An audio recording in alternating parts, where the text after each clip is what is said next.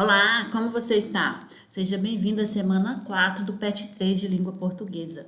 Esta semana traz para você como tema de estudo duas importantes escolas literárias que são o realismo e o naturalismo. Vocês vão ter uma noção sobre esses dois períodos, essas duas escolas que aconteceram tanto aqui no Brasil quanto em Portugal. O naturalismo e o realismo no Brasil tiveram suas marcas iniciais em 1881, com a publicação do livro Memórias Póstumas de Brás Cubas, que é de Machado de Assis. Ele foi publicado em 1881 e marca o início do realismo brasileiro. E o livro O Mulato, de Aloysio de Azevedo, que marca o início do naturalismo aqui no Brasil. Essas duas escolas, elas aconteceram, uma paralela à outra, aconteceram ao mesmo tempo. Esses movimentos literários surgiram na Europa e chegaram ao Brasil em tempos de revolução política, econômica e social. Ambos são contrários ao romantismo e negam a fuga à realidade, prezam por descrições detalhadas, discutem falhas e propõe mudanças de comportamentos humanos e das instituições. Aqui nós temos um quadro, um infográfico, que mostra para vocês algumas características desses dois períodos. Eles trazem apenas uma noção desses dois movimentos literários. Cada um desses movimentos, tanto o realismo quanto o naturalismo, apresentam várias características, apresentam um tempo histórico ali que vocês precisam conhecer, porque isso influencia diretamente nas produções da época e nas características apresentadas. Então aqui nós vamos ver apenas uma síntese desses dois movimentos. Eu vou deixar aqui na descrição do vídeo dois outros vídeos explicativos, um sobre o realismo e um sobre o naturalismo, para que vocês assistam e tenham uma melhor noção sobre esses dois distintos movimentos que ocorreram ao mesmo tempo, são paralelos no final do século XIX aqui no Brasil e também aconteceu em Portugal e manifestou não somente na literatura, mas também nas outras artes, como na pintura, na escultura, já que ele era um estilo assim muito detalhista, com descrições detalhadas, então ele aparece também em outras artes e não somente na literatura. Vamos ver o comparativo entre esses dois movimentos literários. Na linguagem, o realismo apresenta uma linguagem direta e uso de adjetivos realistas. Como o nome diz, o realismo ele tinha uma proposta de apresentar a realidade ali da vida para desnudá-la, criticá-la, transformá-la. E para isso, então, utilizava essa linguagem direta e muitos adjetivos para qualificar essa realidade. Já a linguagem do naturalismo era uma linguagem simples e apresentava o uso de regionalismos. O que são regionalismos? São os diferentes falares que variam de uma região para outra. Por exemplo, o mineiro tem um jeito de falar, utiliza algumas palavras que o carioca, o paulista, o nordestino não utiliza, e também de uma forma diferente, com expressões regionais. Quanto aos personagens no realismo, eram apresentadas as pessoas como comuns. Até mesmo os heróis das histórias escritas nesse período apresentavam defeitos. Eles não eram perfeitos, eles tinham seus defeitos. E os personagens eram trabalhados com a sua forma psicológica ali dentro desse período do realismo. Já no naturalismo, o ser humano ele era mostrado como se fosse um animal e havia ali os personagens patológicas, né? As personagens assim problemáticas que apresentavam mesmo problemas que eram mostrados. Depois nós temos as influências, quais foram as correntes que aconteciam nesse período que influenciaram essas produções e as características dessas escolas literárias. No realismo, nós temos influências do materialismo, do universalismo e do cientificismo. Vou deixar para vocês também, lá na descrição do vídeo, mais informações sobre essas influências. No naturalismo, nós tivemos influências do objetivismo, do cientificismo e do determinismo. A narrativa no realismo eram de descrições de ambientes e personagens, de uma narrativa lenta. Já no naturalismo, havia uma demonstração de detalhes e harmonia e clareza na composição. Então, como eu falei, aparece essa tendência aqui da demonstração dos detalhes em outras obras das artes plásticas, como a pintura e a escultura. Os temas que apareciam no realismo eram a vida cotidiana, havia crítica às instituições sociais e aos valores burgueses. Essas instituições criticadas aqui era a igreja, era o casamento, e que havia crítica para eles e esses valores ali dos burgueses. Já os temas do naturalismo eram o sensualismo e o erotismo, ou temas mais sombrios e engajamento social, onde abordava ali a problemática do que havia ali da época, né, dentro da sociedade, que se manifestava como problema. O principal autor do naturalismo no Brasil foi Aloísio Azevedo, que nasceu em 1857, faleceu em 1913, que escreveu Além de o Mulato, em 1881, escreveu Casa de Pensão, em 1884, O Cortiço, em 1890. No realismo, destaca Machado de Assis, que é o ícone da nossa literatura brasileira, foi o principal autor desse período. Ele nasceu em 1839, faleceu em 1908.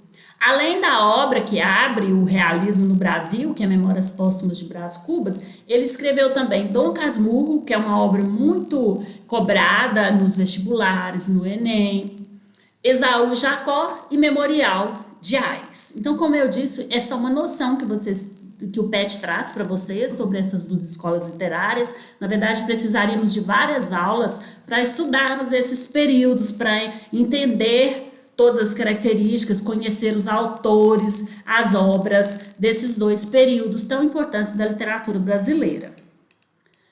Para fazer as atividades, a questão número 1 traz um parágrafo do romance Memórias Póstumas de Brás Cubas, que é de Machado de Assis. Há algum tempo hesitei se devia abrir estas memórias pelo princípio ou pelo fim, isto é, se poria em primeiro lugar o meu nascimento ou a minha morte. Suposto o uso vulgar seja começar pelo nascimento, duas considerações me levaram a adotar diferente método. A primeira é que eu não sou propriamente um autor defunto, mas um defunto autor, para quem a campa foi outro berço. A segunda é que o escrito ficaria assim mais galante e mais novo. Moisés, que também contou a sua morte, não a pôs no introito, mas no cabo. Diferença radical entre este livro e o Pentateuco. A pergunta sobre esse trecho: quais foram as duas considerações que levaram Brás Cubas a contar em primeiro lugar a sua morte? A primeira consideração seria o fato dele se definir como um defunto autor, pois ele conta suas memórias após a sua morte. A segunda consideração seria o fato de tornar o seu texto mais galante e novo, como ele mesmo afirma aqui no trecho que nós lemos. Questão número 2. Ainda sobre o trecho lido de Memórias Póstumas de Brás Cubas, de Machado de Assis, responda: o romance narra em vida que Brás Cubas escreveu vários poemas e artigos para jornais e revistas. Como isso confirma o fato de que ele é um defunto autor e não um autor defunto? Bem, isso confirma que ele já era um autor enquanto vivo, ele já era um escritor. No entanto, ele continua a escrever depois de morto, o que faz dele um defunto autor. Para fazermos a próxima questão, nós temos um trecho do romance O Mulato, que é de Aloysio Azevedo. Vamos à leitura. Raimundo tornou-se lívido. Manuel prosseguiu no fim de um silêncio.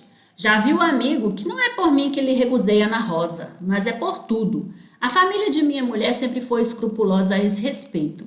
E como ela é toda a sociedade do Maranhão, concordo que seja uma asneira, concordo que seja um prejuízo tolo.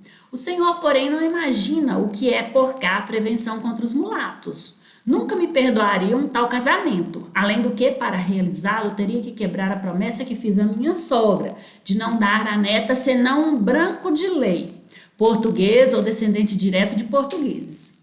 O senhor é um moço muito digno, muito merecedor de consideração, mas foi forra à pia, e aqui ninguém o ignora.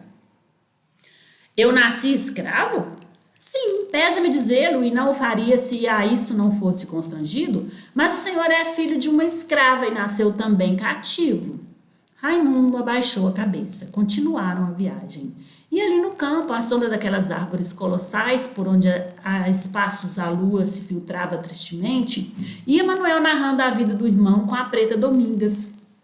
Quando em algum ponto hesitava por delicadeza em dizer toda a verdade, o outro pedia-lhe que prosseguisse francamente, guardando na aparência uma tranquilidade fingida.